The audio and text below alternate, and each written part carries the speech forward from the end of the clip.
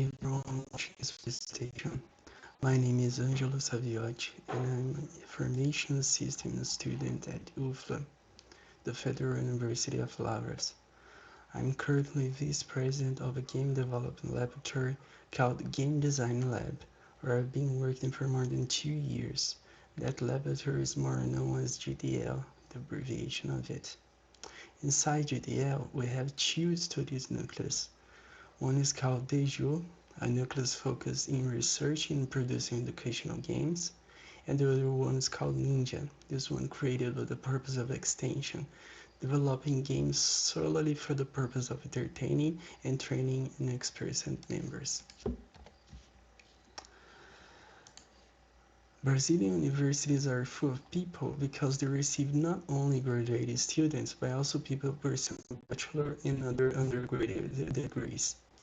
Young people video games a lot, especially those engaged in computer science programs.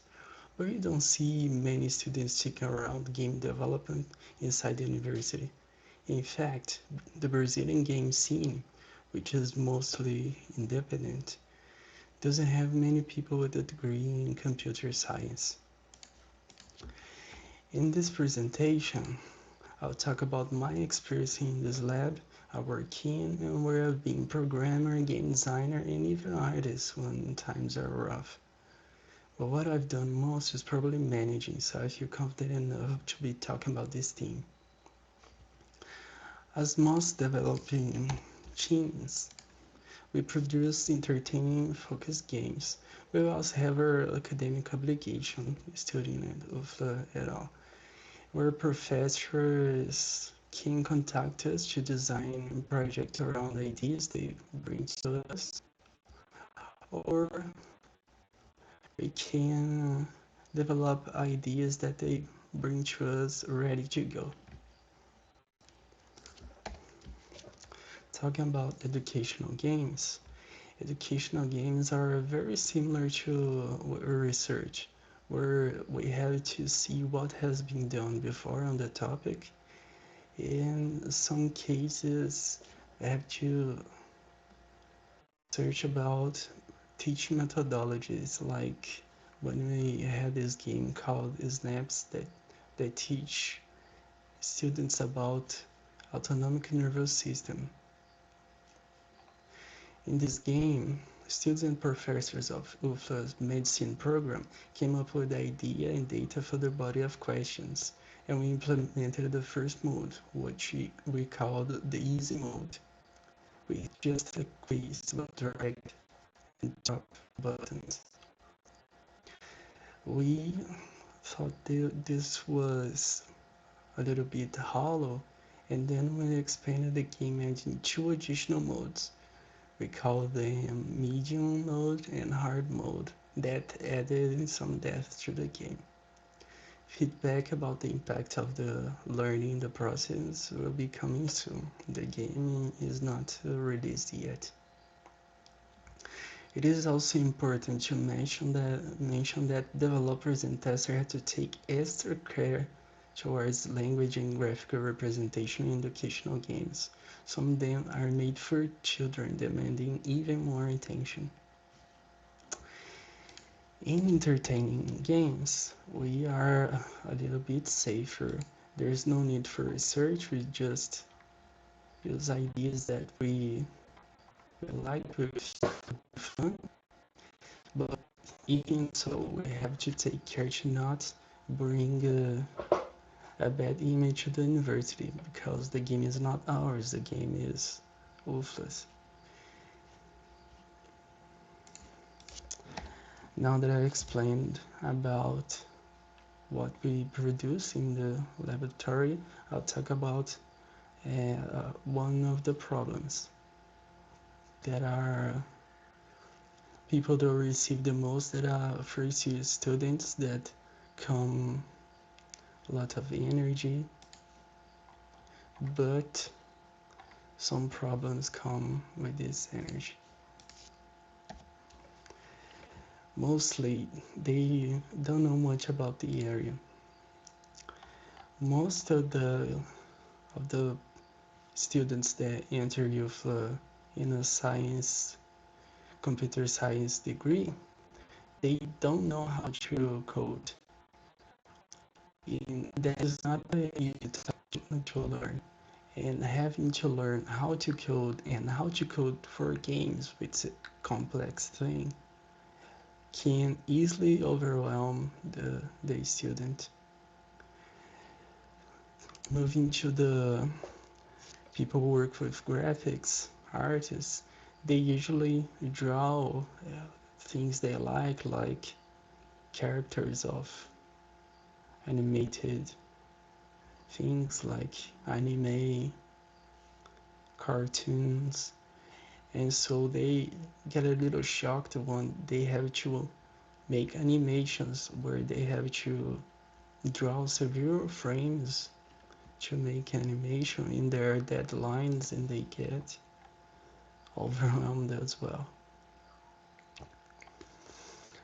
There is another topic that as game designers, are people who design how the experience will be, and people think that they just because they play some games they know exactly how a game should be, and that's not true, because you have to study a lot about how to keep players engaged, but balancing mechanics, testing, designing levels, and that's why you can find a lot of low quality indie games made in a rush without exactly know how to do the process.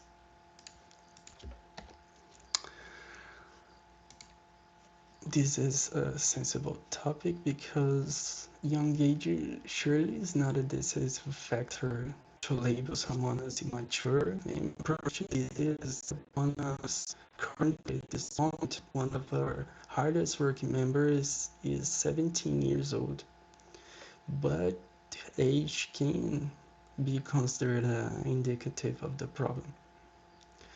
If you consider that Brazilian students don't have a very demanding education, they don't have to do too many activities outside class, they tend to be less welcome to hard work. And considering we all volunteers in the laboratory, there is no pay, there is just extracurricular hours. That could be hard on them. According to a report called How Millennials Want to Work and Live, we can deduce that this generation is have difficulty to be engaged because they found that they are the least engaged when compared to other generations. Game revenues may be increasing with each year, but game development is far from being a healthy career because most of the games don't reach commercial success. When compared to IT, which have a large job market in Brazil, developing games often require more work and less pay, hardly have anything beside the passion to attract people. Even if the students inexperienced enough to ingress in internships, junior enterprises are very welcome in this aspect, while also granting comparable professional experience, making an enemy of the laboratory, where people can gain experience for the to work without making internship. There are a lot of prejudice and misconceptions in the area, and because it's very common to see students laugh off someone's idea of working with games. It can be heard even for people who actually play games too. So it's not surprising that someone may feel discouraged when people at his same level are criticizing the idea. If people who play games can have prejudice and misconceptions about the area, the fact that older generations have an even stronger opinion is also not shocking. So parents can be another impending force.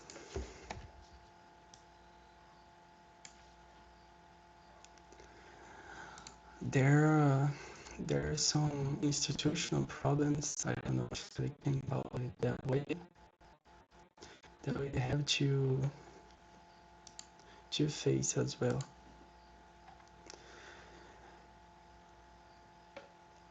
As we saw that professors and even some students are against game development, uh, you can imagine that parents can be against their you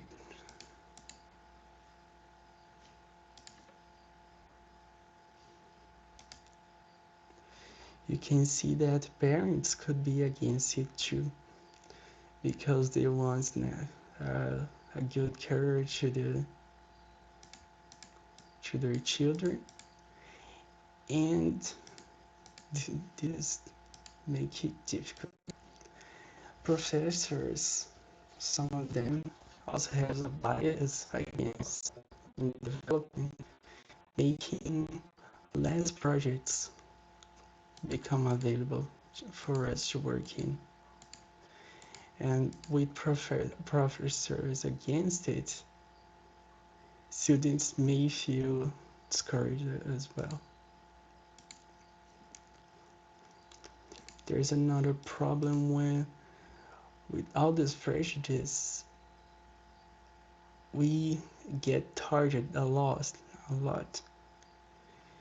Like when teachers try to take over our lab, or junior enterprises would prevent our involvement in events because games tend to steal a lot of attention of the public. So that happens a lot. So we have two main problems to address in this topic. One, we lack engaged people. That is clear.